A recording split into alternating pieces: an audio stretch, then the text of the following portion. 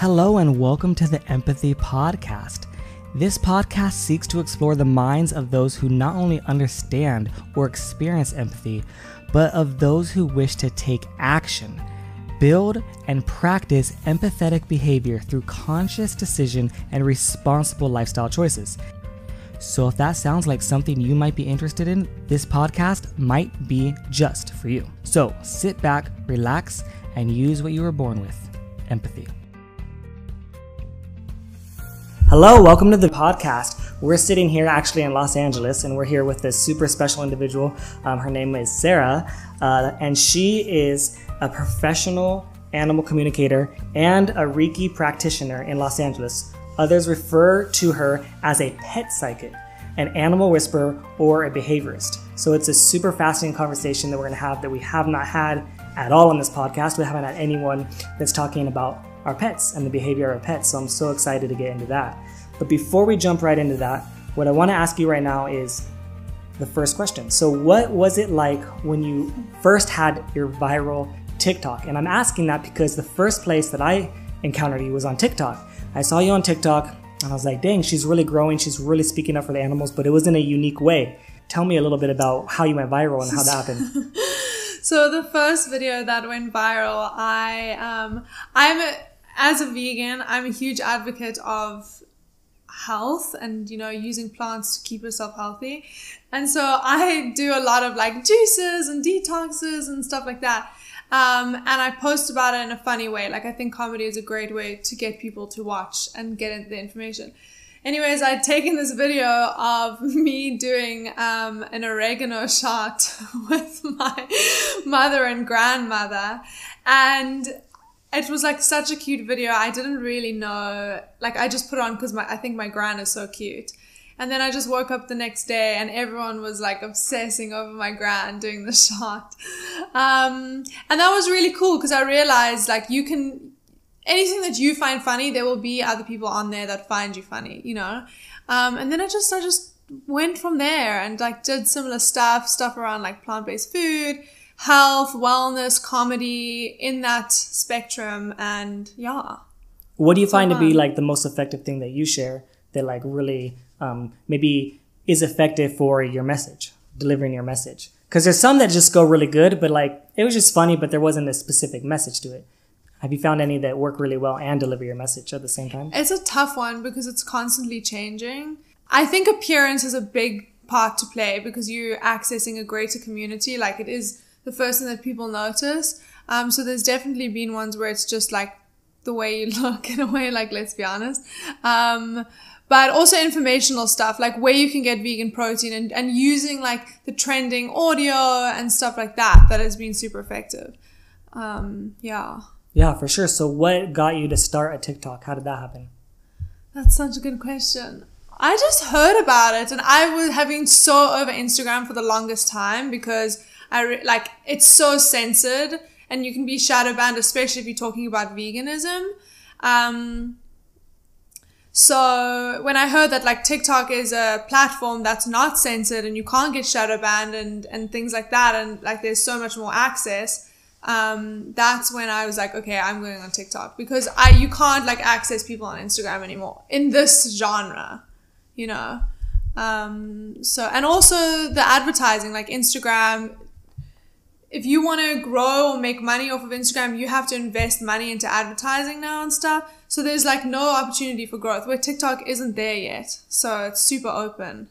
Yeah, absolutely. And I think that another thing that attracts people is that you can really connect with so many different people that don't know anything about your topic, and you are constantly learning. When I'm scrolling through videos, there are new things that I've never seen. The same thing's happening to other people. So yeah, exactly. When they're able to see something that's maybe related to veganism or animal rights or health, or they might not see these places if they're just looking on Instagram or if they're just looking on Snapchat. And so I think that that's a great place for them, and also a great place for the people that are sharing, because you want new people. Like, who wants to go and just talk to the same people over and over, or the same like-minded people? Like, you don't really grow if you're just always talking to the same type all the time. Exactly. Yeah, I agree. All right, so the next question I have for you is, what advice do you have for communicating better with your pets? What would be like some simple advice? So that's a really good question. I think the most important thing is, first of all, recognizing that even though pets don't go to school to learn English, doesn't mean that there's no communication. 97% of communication is nonverbal. So it literally does not matter what language you're speaking. It's the concept that's put across. The exact same thing with a human being. If you don't know my words, you can still pick up on what I'm trying to communicate. It's the exact same thing with animals. So knowing that that is true, you're 90% there. The other point that I would say is trusting yourself, trusting that you have that ability to have a concept in your mind and project it to your animal. They're looking at you for leadership, and that's why they look at you when you're going on walks, when you're at home, like all of those things. They're looking at you for guidance. So yeah, understanding that communication is nonverbal and that you can communicate with your animal, and then trusting that you can communicate with your animal is probably the best advice I could give. All right. That's excellent. We'll definitely get into that more later. But I think that some really good advice up front is great. So my next question for you is, how do you handle some vegan infighting? So lately I've noticed, and maybe not lately, but it's been going on where, you know, someone's like, oh, you're not vegan enough, or, oh, you're not doing that right, or, oh, you're using that, or you shouldn't say it this way, or, hey, that's not about the animals, so you shouldn't talk about that, or, hey, you know, what about this other injustice? You know, if you're vegan, you have to care about that injustice. Yeah. There's a lot of this like stuff going on. Like, how do you deal with that, and how do you handle that? Yeah, I think that there is so many forms of activism, and none of us are God, none of us are perfect.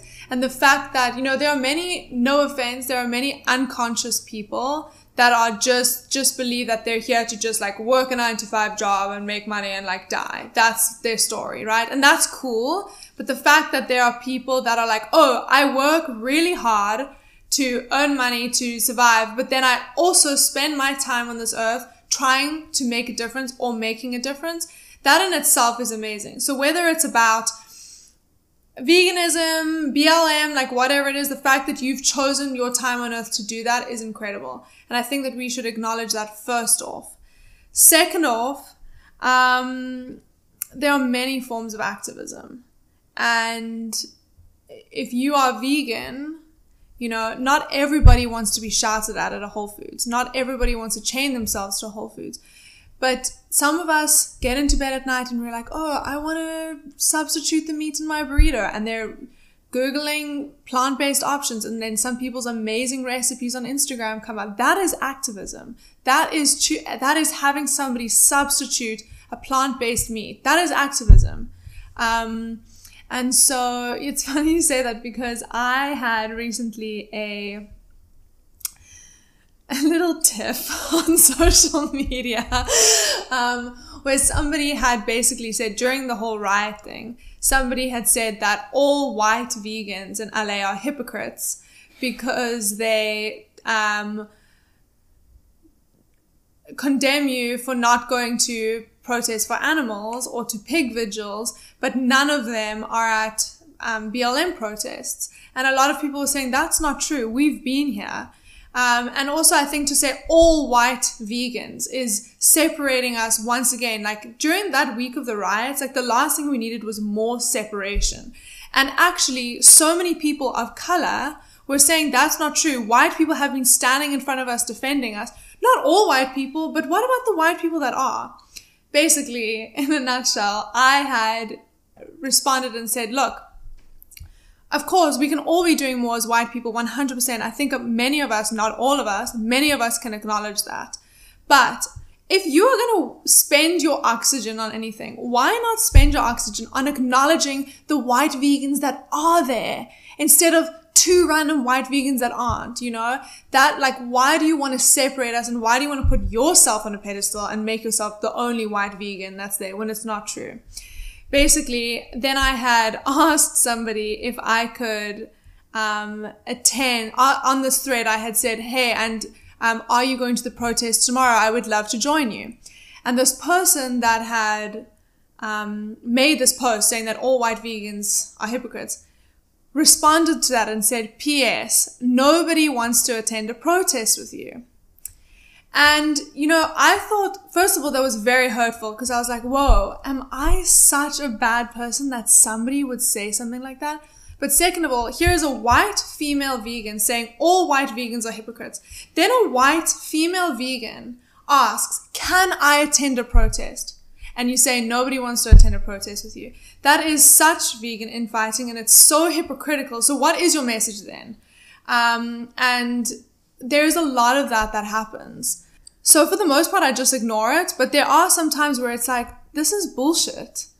You know, we should be coming together. But for the most part, like, and I said, like, there are so many forms of activism. Like, some people are working all the time. They can't attend protests 24/7, but they can donate a shitload of money, like I did, you know.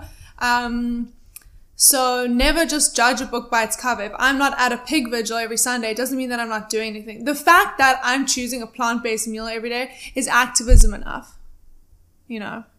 Yeah, I think it's a challenging time because there are so many different things going on, and sometimes something gets, you know, put under the magnifying glass, you know, really heavily, and everyone says now's the time, you know, we got to go now, you know, right now, but not everyone can go right now at the drop of a hat, you know, for everything that's happening, you know, especially the ones that are already putting the time, like you say, they're working their full-time job and they already have, like, you know, full to the brim of everything else, you know, of whatever else they already have going on. Adding on to those layers, you know, it is sometimes tough and it is sometimes challenging, and the fact that, you know, we do have the ability to acknowledge, you know, the good things that are happening. Totally. And focusing on those good things is always so easy. You know, when I used to work in my old job, I used to always tell people it's so easy to point out all the things that are wrong. I could say, that's wrong, this is wrong, fix this, fix that.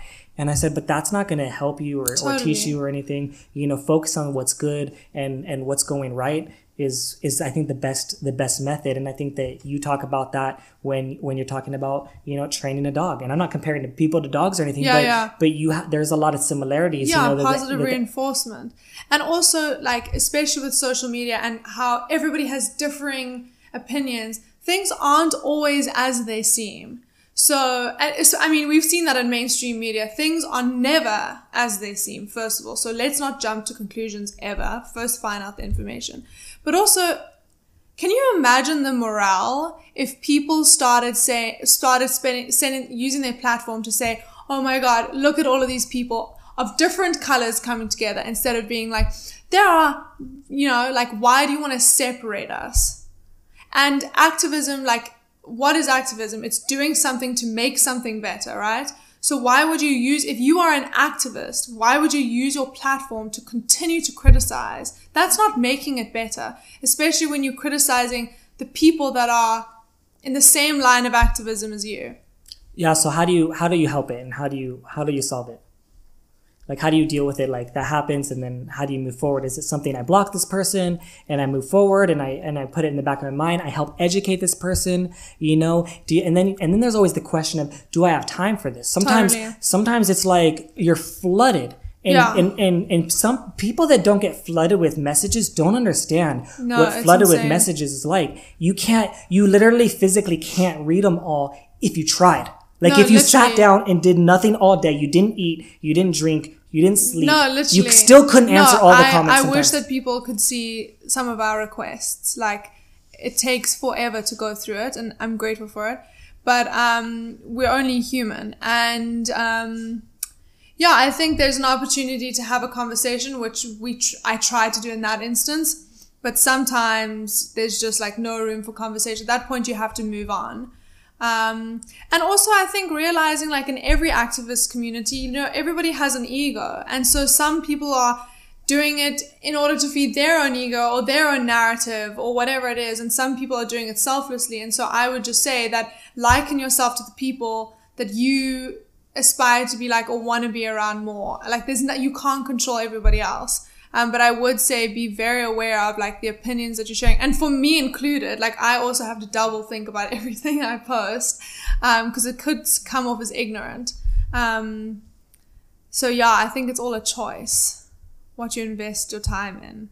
Yeah. And that choice is tough sometimes. And what I fear is sometimes I influence people to go onto TikTok. I'm sure you have as well. Yeah. I'm sure you have, some people that have followed you from other, places, or knew you from other places and saw your success and were like, hey, I want that success too. Let me go over there as well. Yeah. And sometimes I talk to them and I interact, and I notice that they're going through maybe a hard time. Sometimes they're going through a hard time of, hey, I'm not growing fast enough. Or sometimes they're going through a hard time of, man, I get so much hate, or sometimes they're, and what I fear the most is that shuts them down, like the behavior of the individual that they're encountering with, like your situation, that could shut the person down, right? Everyone's different, right? Yeah. Like maybe someone else deals with that and they say, oh, I don't want to do activism for a week now because I'm pretty upset about what happened. Yeah. Yeah. That's kind of one of the things that I fear. Yeah. Yeah. Yeah. Because then I think the animals lose. That's the only ones that lose in that situation. And that's what, like, I interviewed, Peace by Vegan. I interviewed him, and one of the things that he said is that every time he makes a decision, anytime it's an activist decision, he says, is this in the best interest of the animals? Yeah. Before he makes the decision. If it's yes, he goes forward. He doesn't even think about it. If it's no, then he doesn't do it. Yeah. Yeah, and I think that's a really good way of looking at it, because it can be tough. Yeah. There's so many different layers. Yeah, absolutely. All right, so tell us a little bit about you. So I am an animal communicator, and what that means is some people refer to me as a pet psychic, or like a dog whisperer, and that term, even though that is pretty much what it is, I try to stay away from that term because it sounds like very like wishy-washy, oh, she must be a witch, and that's not what it is at all. It really is animal psychology, and what it is understanding life and the experience from the animal's perspective, and where they've come from, the trauma, how they work through the trauma, and then how I can find solutions for them to have a more harmonious experience in the home with their owners.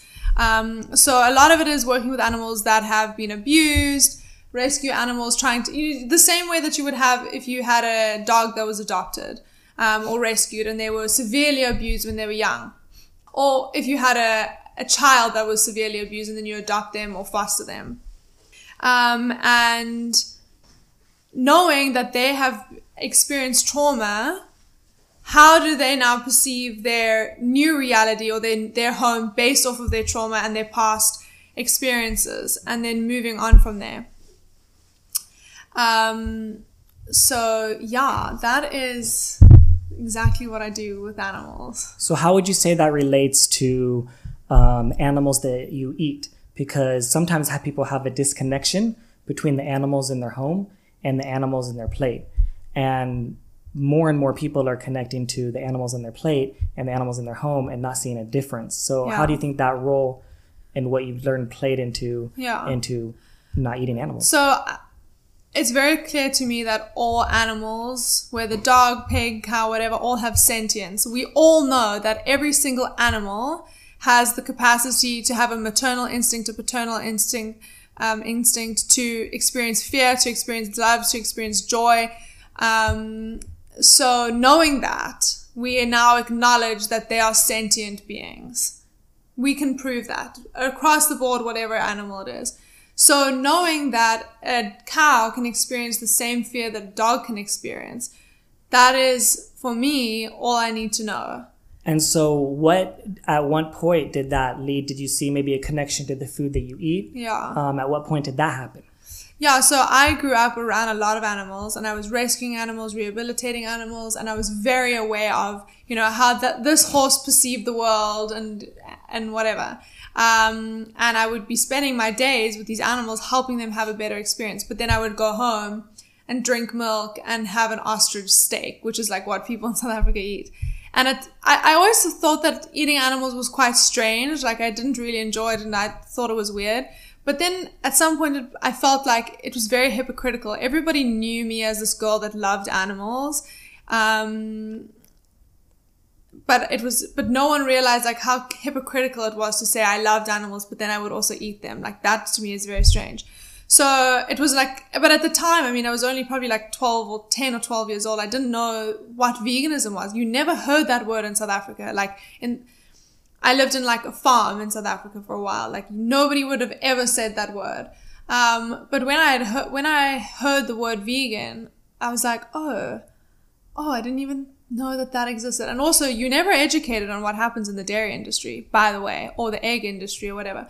But having access to that information, I was like, oh my God, I cannot consume this stuff.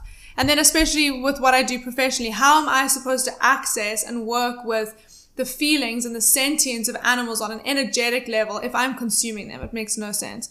So yeah, it was a no-brainer for me to go vegan. And I haven't eaten meat in like 11 years, but I went vegan probably like 6 years ago. And it was honestly the best decision I ever made. It like raises, honestly, it sounds hippie, but you know, eating low vibrational food like dairy and meat, it literally is dead matter. That is dead matter. It is a low vibrational food. That is a scientific thing. And it's been dead for a while. Some of the meat that people eat has been frozen for like months and months. Yeah, exactly. Yeah. So you are consuming dead matter. It does not have energy. And that is not a hippie perspective. That is now a scientific perspective. So when you stop consuming low vibrational foods and you're consuming foods that have a higher vibration, or high frequency that actually give you energy, your experience is just so different. The way that you perceive the world, the way that you feel is so different. You're literally consuming energy. We are energetic beings. We have to eat to have energy for the day. Like that's what that is. So why would I eat something dead? And then also, you know, like the ingredients in that stuff can make you so sick. I mean, I had such hormonal imbalances, acne. I could not like stop like gaining weight. I was moody. The minute I cut all of that stuff out, I never had an issue again. So it was like completely a no-brainer to me.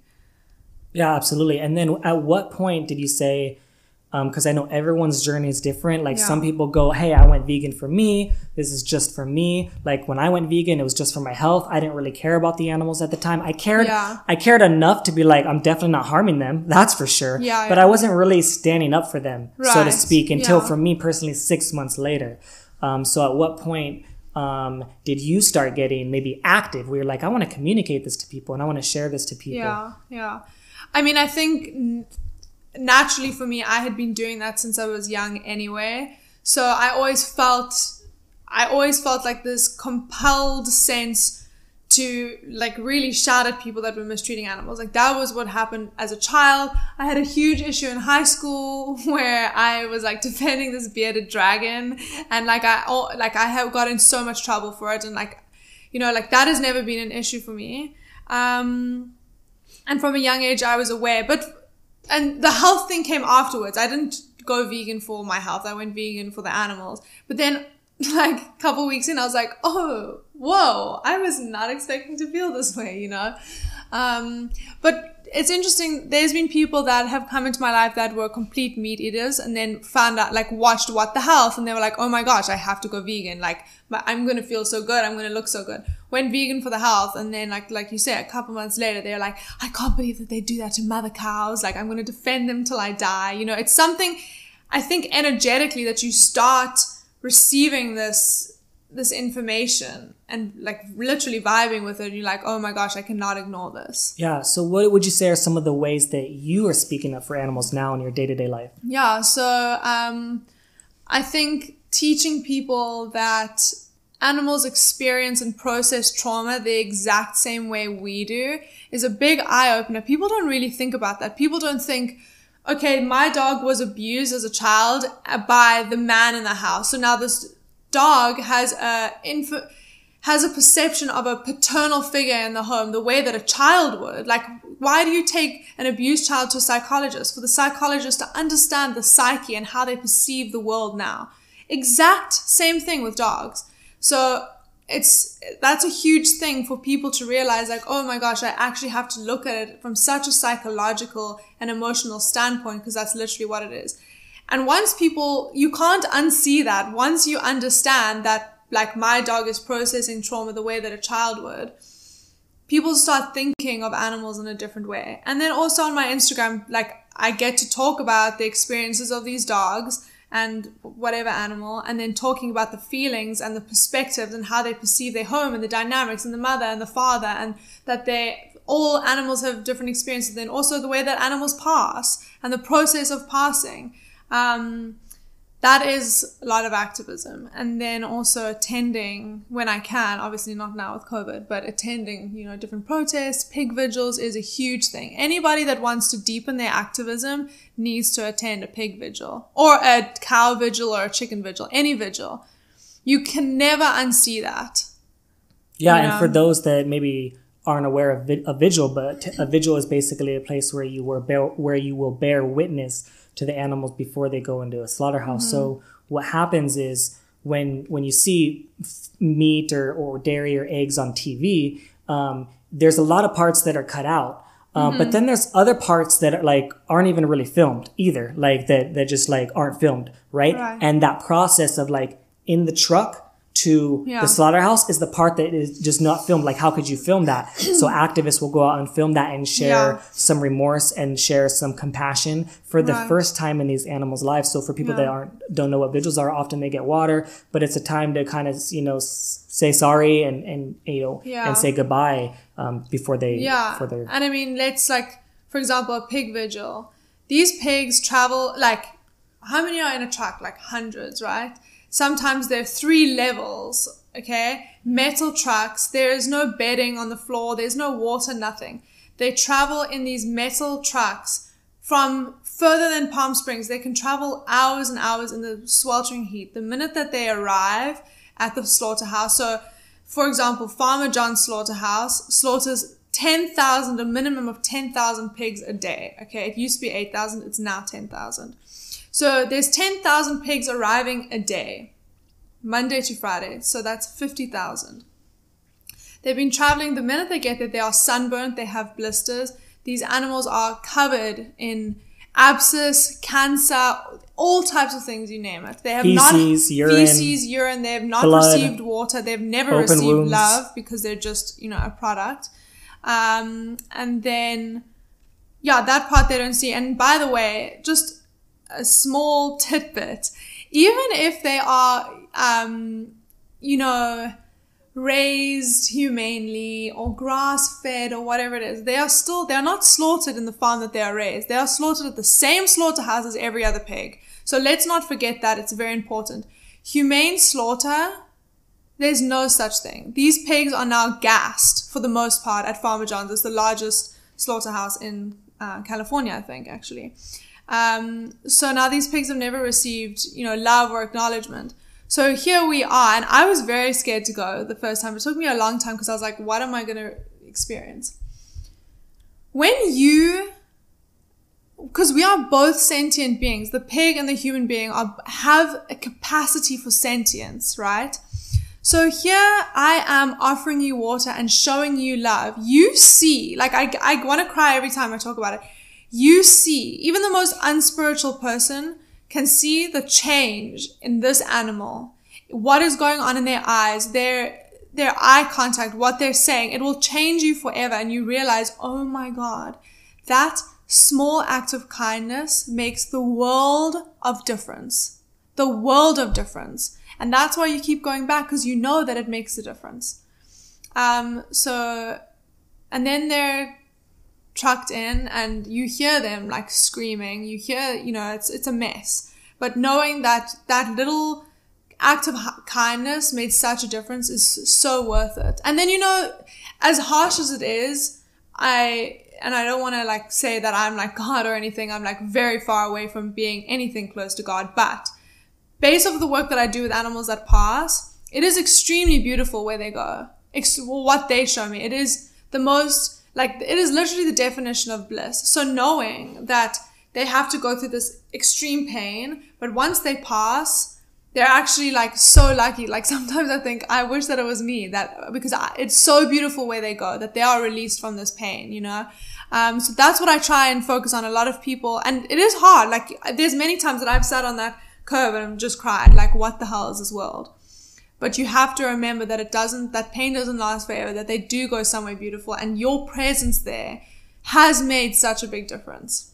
Yeah, absolutely. And oftentimes those are the moments that change you, and the moments that tell you, like, you know what, I'm never going to go back. You know, you can't. I mean, my first situation like that, where it was like, I mean, I already knew at that point, but like it just re-solidified it, was I went inside a slaughterhouse in Bali and filmed pig slaughter and cow slaughter, and seeing the fear in their eyes and the pain and the direct torture that they're going through. And they were animals that were, the cows were halal, right? So that's the highest standard, right? And they were treated better than the pigs, for sure. You know what I mean? They were both killed. Absolutely. And people in the West think halal's the worst. Halal's actually better. It's in a way, you know what I mean? Of two evils. You have two evils. You know what I mean? And so I witnessed that. And then the pigs was a different story. They were directly tortured. And I mean, like, intentionally. And these were also, they were organic and free range pigs. And so that was the place of the killing. So that was the slaughterhouse floor. And let's not lose perspective. A lot of people think like, oh, well, that other countries have different standards. That happens in Bali. That's disgusting. No, it happens in every single continent. This is legal. There are legalities for slaughter that are the same in every single continent. And mind you, it is worse in the United States of America. Yeah, absolutely. You see, it's illegal to film in the factory farms. It's really hard to get that footage. Yeah, it's really inside hard. the U.S. Yeah, so what I want to talk about now is a little bit more about the behaviors of the pets, right? And the direct impact that you have on people, as well as some of the advice that you give. Yeah, so it always changes. You know, some people will come to me and say, I rescued this dog and he was severely abused and he reacts so differently to this. So then it's my job to go in and either they've given me that information. So like how you would with the psychologist gets the backstory and tries to understand and then derives an opinion or formulates something around that information. Sometimes these people have no information at all. So then at that point, it's now my job intuitively or instinctually to go in and try and understand that. And yeah, I think just understanding, you know, psychology and behavior, you know, and positive reinforcement and fear and all of those things. You know, if you have a dog that is barking and doesn't let anybody in the home, instead of disciplining them or something like that, you can do positive reinforcement and show them a better option. Like, it's just all positive reinforcement and psychology and understanding how you can change the mind of something after you've understood where those belief systems stem from. It's like sometimes super complicated to like somebody that doesn't do this every day, but at the same time, it's also super simple. Like, I think we can all acknowledge and say like, oh, I understand why he has that perspective, but we're never taught to look at things that way with animals. So my job is really, I would rather equip my clients with that ability and that understanding so they don't have to call me again. I would rather that nobody called me every day and said, oh, no, I can do this on my own. But my job really is for the person to understand. But then also it always ends up also being about the person. You know, the animals are mirrors of us, really, for the most part. Yes, they have their own life and their own thing. I don't believe that animals are here for us, but they are a direct reflection of what's happening in the home. So it always ends up being like a psychology session for the human too. What are some common mistakes that maybe people make in the home with their pets that you see? The biggest thing that I wish people would understand is the power of their words. People will like tease their dogs and they think it's like funny, and it's not funny at all because you don't realize the concept that you're putting across. You know, I had a client that called me and she was like, you know, I rescued these two pit bulls. The one's a boy, one's a girl. And the boy is like so strong physically, but he is like so weak and he's so shy and he's so timid and like he doesn't have any confidence, whatever.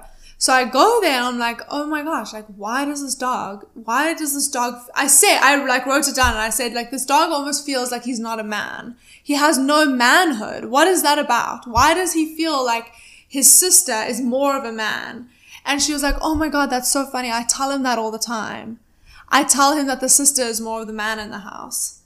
Now, would you, if you were a parent and you had a son and a daughter, would you tell the son, oh, like, I don't want to use bad language, but like, would you tell the son like, oh, you're such a girl. Your sister's stronger than you. Your sister can fight off men more than you can. Like, what is that son going to think of himself? His mother's telling him that he's a girl, you know, and not to get into, you know, the whole like terms of men, like, you know, but emasculating men is the same thing as emasculating a male dog. They are men. They have a perception of themselves as a man. That's why they want to dominate. That's why, they have testosterone, all of these things.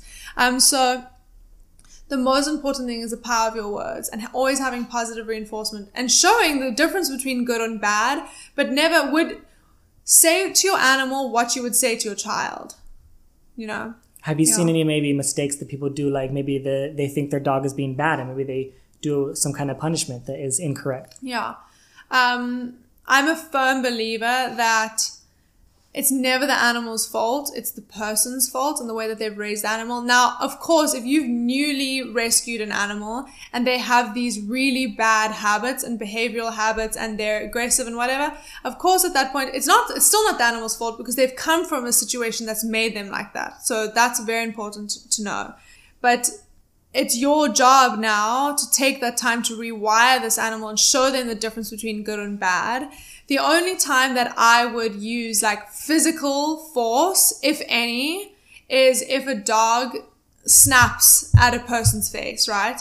Now, even then, it's still the person's fault because a dog doesn't just, for the most part, unless you haven't rewired their behavior, a dog doesn't just snap at a person. They have been instigated. Like, for example, I have family friends that the little girl kept on picking up my dog, Almond, kept on picking him up. Now, Almond, we all have a personal boundary. Like, if someone just kept on touching me, I promise you I'd lose my mind. We all have, like, a personal bubble. We all have boundaries.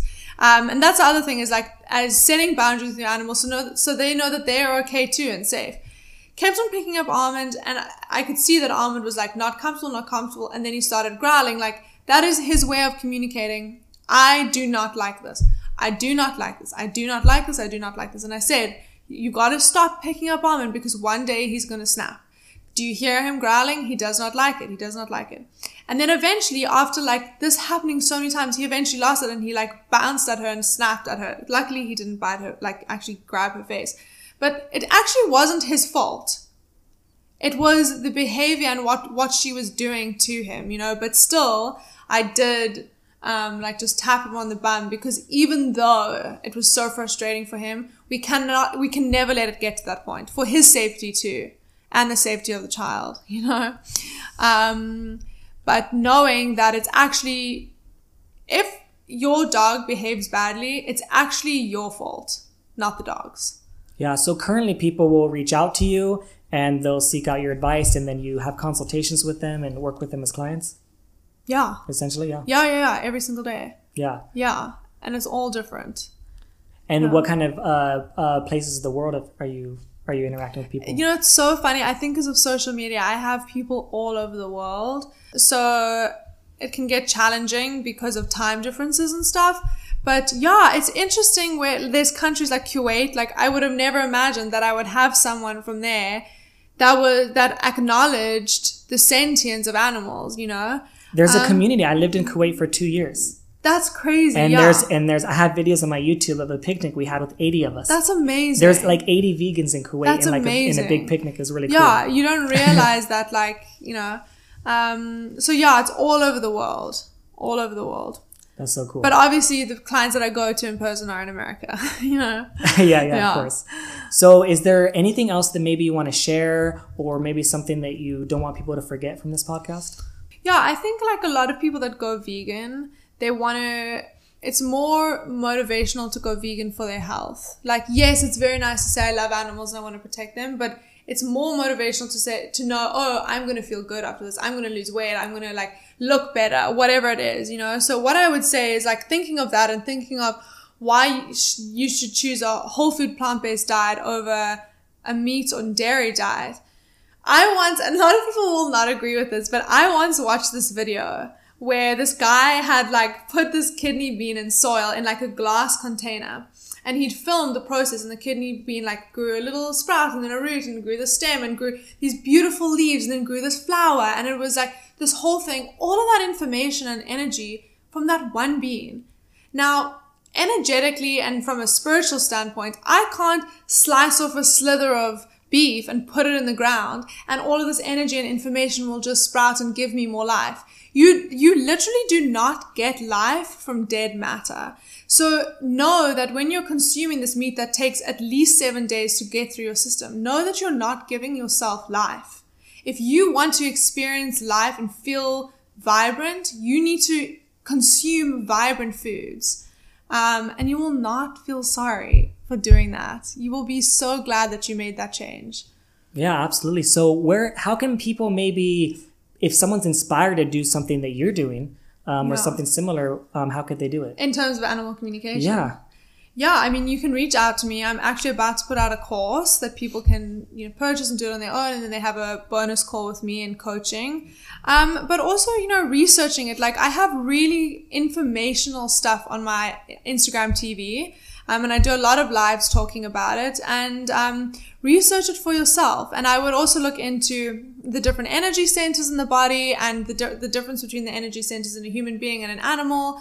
Not only does it talk about energy, but it talks about like how emotions sit in the body, in human beings and animals alike. And just starting to familiarize yourself with that. So is it something that someone needs to go to specific schooling for? Or it's something I can research, develop, and create my own thing if you wanted to? Yeah, I mean, there are people, for example, I think I would still, if I hadn't done all of these courses, I have done a bunch of courses and whatever, I would still be in the exact same place that I am, to be honest. But there are some people that are born just like being able to feel what's going on, or be able to like get these concepts of things, or understand like what's going on without having a conversation. But then there's other people that go and do these courses and do their research and hone the skill and get to the same place. So it really depends. But I would suggest doing courses, or at least getting a coach. Like I do coach a lot of people. Like we have one-on-ones and we work on, because also intuition it can be different. You can get it through sight, sound, smell, touch, the concepts of things. And then you get to hone, because there's also different symbolism. And then also from a medical standpoint, understanding like, oh, they're having an issue in their stomach. Well, what emotions are seated in the stomach? Things like that. So I would definitely suggest doing a Reiki course, or just studying about energy and things like that. Yeah. Oh, that's awesome. So where can people find you and connect with you if they want to find you? So on Instagram, you can find me at the Sarah Lee, TheSarahLea. And then on TikTok, you can find me at the Veggie Barbie, TheVeggieBarbie. And the Veggie Barbie, I like to keep lighthearted. I think like my Instagram is kind of serious and it's more to the point, but I think there's another side to veganism that like, that's activism too, just like looking healthy and showing all the different amazing foods that we get to consume, and like fruits and veggies and things like that, and having fun with it and connecting with different people. So yeah, depends what you're looking for. If you want to really hone the skill in animal communication, go to my Instagram. If you want to just have fun and learn about plant-based food and consuming a vibrant diet and feeling better and enjoying your life more, follow me on the Veggie Barbie. Yeah, it's so funny how TikTok is actually fun. Like I used to be so stressed out doing activism and like seeing slaughterhouse footage over and over and just thinking like, man, this is depressing the hell out of me. Yeah, and I had to, and finding TikTok was almost like, it helped a lot because it's fun and it's funny. Totally. And it's creative and it's unique. And it doesn't always have to be like, life doesn't always have to be so serious. Yes, is it important for people to learn what happens in the dairy industry? 100%. But I think a larger group of people would choose a plant-based meal based off of the way that a person looks, let's be honest, versus a smaller group of people that had the courage to now go and watch a video of dairy industry and then choose a plant-based meal. Like, it just is unfortunate, but the world that we live in is very superficial. And why do we choose to buy certain clothes? Why do we spend so much money on sneakers? Because it looked so good on this person. I want to be like that. That's just how the world works. So that's why TikTok is great, because that is activism. It's just different. Yeah, absolutely. For sure. Yeah. It's just different. And comedy brings so many people together. Like, I get to laugh. Like, people troll me all the time, but I laugh with them. You can't take things so seriously. it's hard for them to make fun of you when you already made fun of yourself. 100%. When you already, 100%. like, I like one where I'm like eating grass or whatever, and it's just like, yeah, it's like, the best. how are you going to make fun of me No, now? exactly. It's kind of funny. I love that video, by the way. I watched that today. It's so funny. I choose life. It's the best. I love that audio too. That was so funny. Yeah. So funny. Some of those ones are so creative and funny. And then like you always like I was doing ones where like I'll create like the soundbite and I'll be like, what can I use this for now? Totally. So like I'll just create. I'm like, I like that sound. It's funny. Totally. And I'm like, now how do I use it? I already recorded it. So funny. It's so funny. Or like that, you know that audio, Dumb Ways to Die? Yeah. Yeah. I used that and I was like, me when people eat meat and dairy, and I was like singing that song. So many people loved it, like so many people shared it, but so many people hated it at the same time. But it was like creative and funny and goofy, and it got the conversation started, you know? That's what I was telling people. I said, look, like whatever happens in the video is like kind of whatever. Like really, it's like if it gets conversations going, well now it starts. Like that's when it starts. No, exactly. Like whatever your perception, if you started a comment, well great. Like that's kind of the goal. That is activism. Starting conversation. Exactly. Like starting a conversation. All right. Well, I had a great time. I can't wait for people to see this. Thank you for having me. All right. Thank you so much. All right. You're welcome as well. You guys will be seeing this one soon. Of course, it's on YouTube and everywhere you can find podcast. Keep on watching, guys. All right. Thank you guys for listening to the podcast. If you guys are still listening right now, then that must mean that you guys loved the show. So please let me know in the review on Apple Podcast what you guys think of the show. And also, I'm gonna be announcing a few people that are leaving reviews on my Apple Podcast to get a chance to win an empathy shirt from us. And that also brings me to my next point. We have a brand new store, the empathipod.com.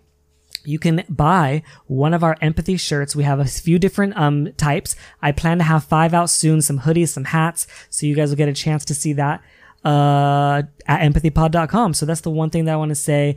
And I'm so excited that this podcast is out because I think this is going to help so many people with pets. If you can think of anyone with a pet or anyone with a dog that might have an impact from this video, or maybe that someone wants to work with animals because they love animals so much, please share this episode with them as soon as possible.